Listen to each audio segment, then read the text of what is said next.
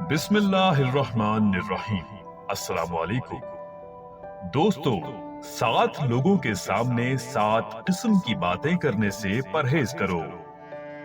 غریبوں کے سامنے اپنی دولت کی باتیں نہ کرو۔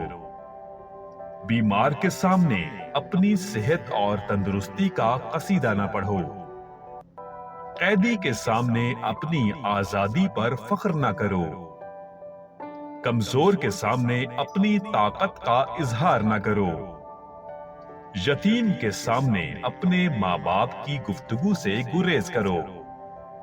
بے اولاد کے سامنے اپنی اولاد کی جلوہ نمائی سے پرہیز کرے۔ رنجیدہ اور افسردہ کے سامنے اپنی خوشحالی کا اظہار نہ کرو۔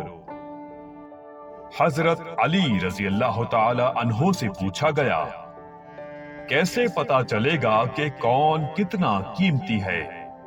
آپ نے فرمایا، جس انسان میں جتنا زیادہ احساس ہوگا وہ اتنا ہی زیادہ قیمتی ہوگا۔ آپ نے مزید فرمایا، اگر کوئی آپ کی فکر کرتا ہے تو اس کی قدر کرو، کیونکہ دنیا میں تماشائی زیادہ اور فکر کرنے والے بہت کم ہوتے ہیں۔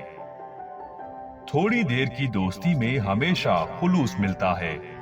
انسان کا اصل روپ کچھ عرصے بعد ہی سامنے آتا ہے۔ ادب سے پیش آنا دوستی کو مضبوط کرتا ہے۔ جس زبان سے جھوٹ نکلنا بند ہو جائے، اس زبان سے نکلی ہوئی ہر دعا قبول ہوتی ہے۔